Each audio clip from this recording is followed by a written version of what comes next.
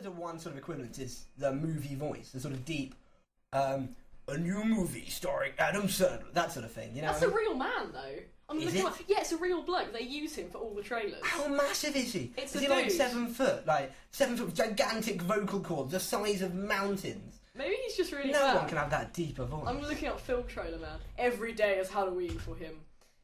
Film trailer voice. They should do a film. They should do a film about him. I'd love to see the trailer.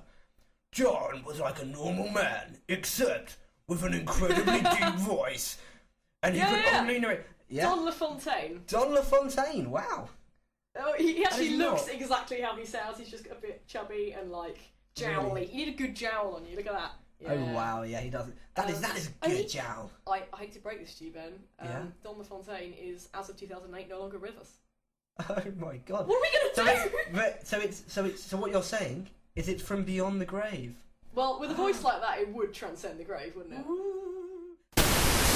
But no, that's not what it is, ladies. It is basically Sheep Fest. It is a massive festival of sheep. You have I can't remember what you have. Claire, what do you have? You have sheep races and stuff. Big sheep, small sheep, and All horses. different varieties. Inexplicable. I'm going to get onto this later, but that's my main beef with the big sheep festival. And the other event we have is the Peas and Hall Pea Festival. Woo! A Represent. festival, and not peas, ladies and gentlemen, peas.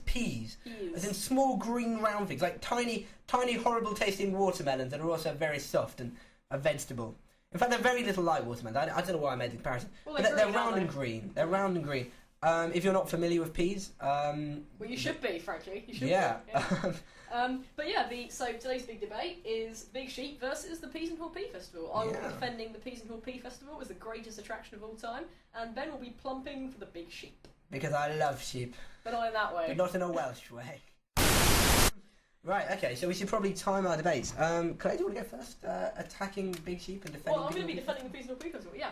Right, the Peas and Hall Pea Festival, first of all, was in Suffolk, God's Own County, and I'm aware that God's Own County is a sobriquet that one can give to pretty much any place in the country, but Suffolk truly is. It's from the Old English, meaning God bloody loves this place, and frankly, he does. It's also next to Norfolk, so you've got to have some redeeming features.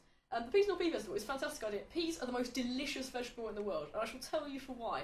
Peas are basically a treat vegetable because it's a standard thing. No, I don't care how like middle class and awesome you pretend to be, and you're like, oh yes, peas are delicious and vegetables are fantastic. And I actually prefer vegetables to cake these days, and that's why my figure is so amazing. No bollocks, do you? You prefer the cake.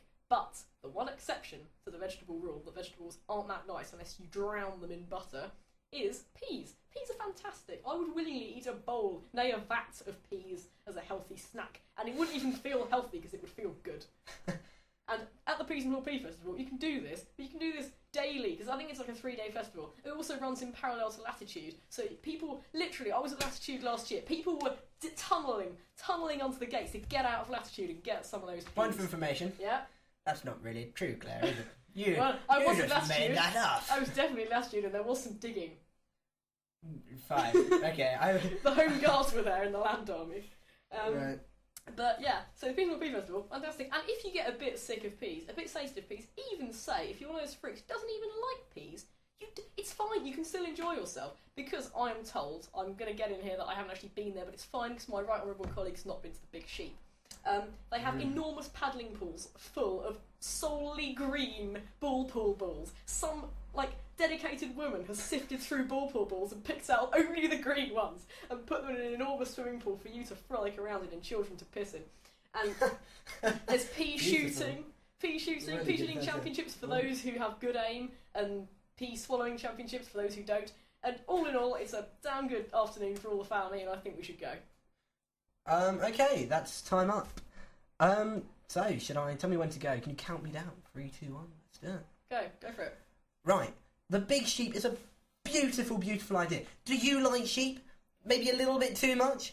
Well, this is great, because if you like one sheep, you're like a multitudinous amount of sheep. So many sheep. Sheep as far as the eye can see. You'll never be cold again. Forgot to bring a jumper? Just cuddle a sheep. Surround yourself in a bale of sheep. Tie them in a knot around yourself. Points of information. Yes? Sheep don't come in bales. You could make a bale of sheep. Have some imagination, Claire. See, this is why the Peas and Hall Pea Festival fails, ladies and gentlemen. It's no imagination. It's just lots and lots of peas.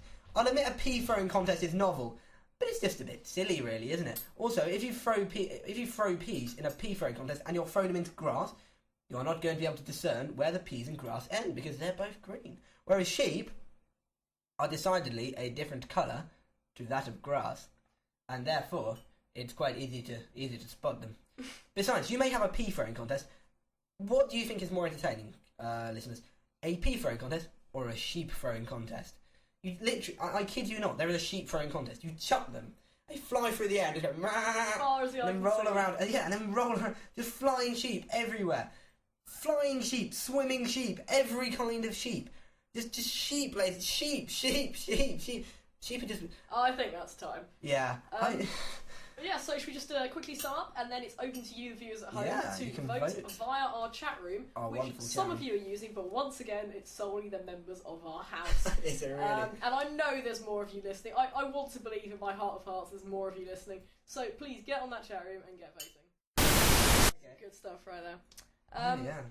But yeah, so we haven't really had a chance to catch up over this, despite the fact we live in the same house. You've been up to anything exciting this week, Ben? I've had my bike stolen.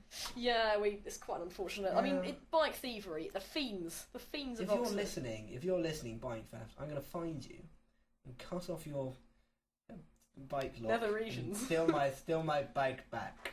And yes, and be very afraid. Shove your bike right up the nearest secure parking space.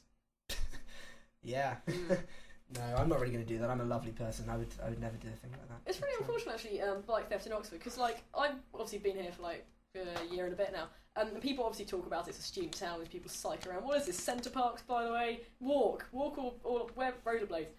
But yeah, I capitulated and bought a bike like towards the end of last year. People were like, "Whoa, you're getting stolen!" Whoa. And if you've seen my bike, it's extremely unlikely. I bought it for about 20 quid on Gumtree. Proceeded to then paint it by myself gold, so it's got lumps and like places where the hair of the brush got stuck.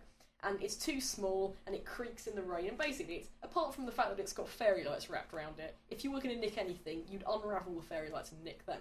So I'm not particularly concerned about the security, or wasn't particularly concerned about the security of my bike. Oxford's full of bikes. There are massive hipsters. They've got Pashleys. People can go for that. But over the summer, to earn a bit of moolah, lolly, or dough, to earn a bit of money, euphemisms. So many synonyms. So many synonyms. I don't know what to do with them. Wonga. I like Wonga. Awful bloody advert. Which advert? The Wonga ad. You've never seen the Wonga ad? No. It's just people coming with different regional accents having different words for money. Dosh, Wonga. Other words for money. We've mentioned most of them already. Coinage. My dad says coinage. It's just a horrible way of trying to appeal to whatever, someone is probably watching this and says, I say Wonga, I'm going to apply to that loan shark and then have to repossess my house. Yay! I wonder where that woman got her top from. Oh, but anyway, yes, to earn a little bit of the old readies, I worked for a gym in Cowley. It was sort of the bit of Cowley that like brushes up against Blackbird Leys, and for those of you who live in Oxford, Blackbird Leys is synonymous with fear. And I'm always quite like cynical when people... It's Halloween, ladies and gentlemen. I'm always quite cynical when people talk about rough bits of cities, especially in a place like Oxford, because I mean, Oxfordshire is it's not like... It's the most middle-class place in the world. Yeah, including the Tunbridge Wells Farmers Market, which I'm reliably informed is extremely middle-class. But yes, so I was cycling there, and I thought, whatever anyone says, I'm going to go in there with an open mind. It's probably full of lovely people, etc. So I got to the place where the office that I had to go to was, and there was like a railing, so I locked my bike up outside. And then for a split second, I was like, is my bike going to be safe? And then I thought, no, Claire, don't be such a massive Oxonian bigger. Just because you're in Blackbird Leys doesn't mean these good, kind, honest people are going to suddenly turn up and run off with your bike and, like, give birth to children underage while we go.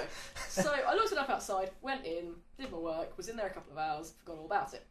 On my way out, I was walking towards the front door of the block of offices, and I thought, oh, it would be really funny if someone stole my bike. And believe it or not... It would be hilarious. I would laugh and laugh and laugh. What a good radio anecdote it would make if someone had stolen my bike. So I walked outside, and there were two kids, like, leaning over my bike. I was like, oh. And then, when you don't quite register, and particularly these two, like a massive comedy duo. One of them is really tall and thin, and one's really short and fat. Like, the Laurel and Hardy of thievery. And then one of them was, like, pulling my bike away from the railing to hold the lock taut. And the other one was, like, sawing away at it with some sort of craft knife. And then I was like, what do I do? And then I wasn't entirely sure, so I sort of walked up to them And then, like, they're both quite small. Like, I wouldn't have wanted to confront them. Be like, oh, mate, you're stealing my bike. Like, one of them at least could have punched me. The fat one could have, like, done something with my knees. Oh, goodness. Oh. He could have done something with my knees. He could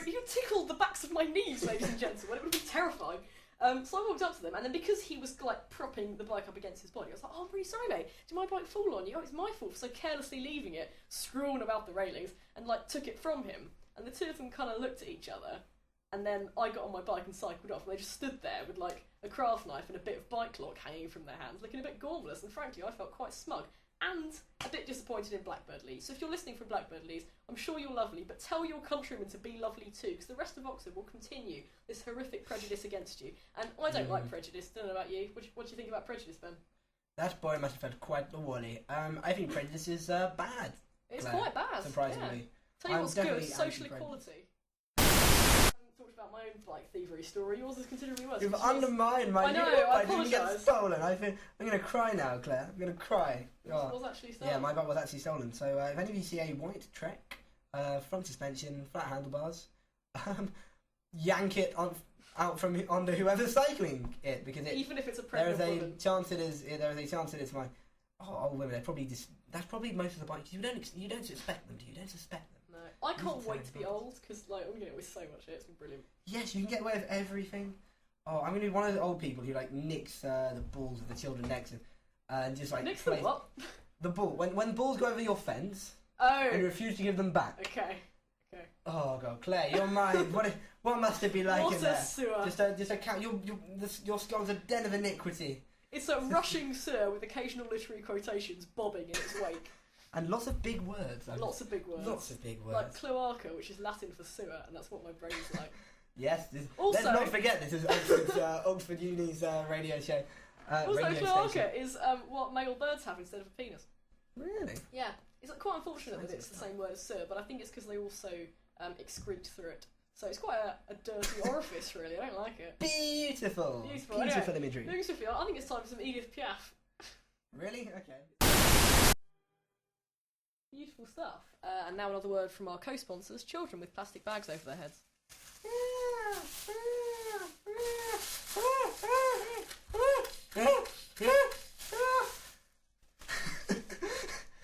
Well, that was I done. can't think where that child went. He's been taken to the green room now to recover. Yeah, he's okay. He's oh, okay. yes, we have a green room. He'll live. Maybe. Oh God, what have we become? Yeah, what kids have we become? Younger generation. Not for us though. We're at university. Yeah, I was actually thinking about higher education recently. Oh yeah.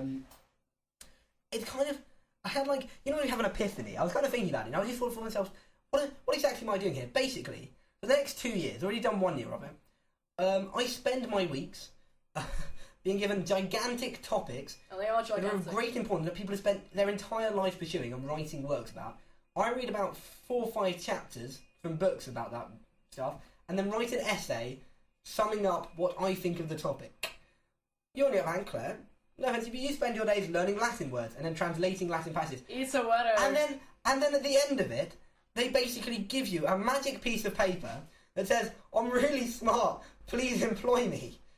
Yeah. I've had a really good idea. Imagine if at graduation you didn't know.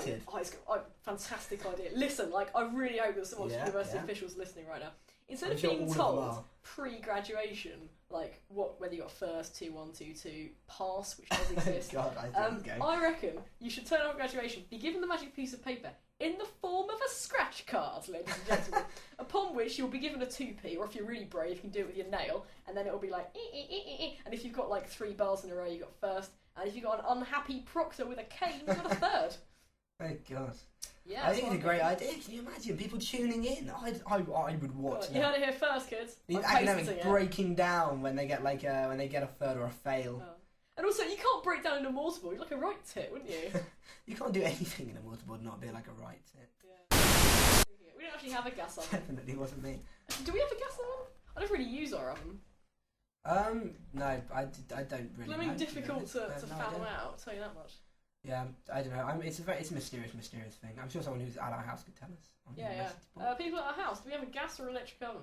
Oh, have we got an Maybe answer? it's powered online. Have we got an answer? It's a fan oven. I don't know what that means. It's a fan oven. I don't know. Can you tell me what that means? I think there's a fan in it and it circulates the heat. I don't know if that makes it not a gas oven. So it's electric then? It's electric. Yeah, it's electric. Okay, right. It's electric. Apparently it's electric. Super. Ladies and gentlemen, we have just answered the mystery. Oh my god, this is a thrilling episode. Do we have a fan oven? Is it electric? Is it gas? It's actually both, but not the gas. Both fan on electric. Oh, it's a twist at the end. Who would have seen it coming? I didn't see. Much like a blind prostitute. I did not see it coming. Love. Yes, I said it. Coming up next week, how many watts is our microwave?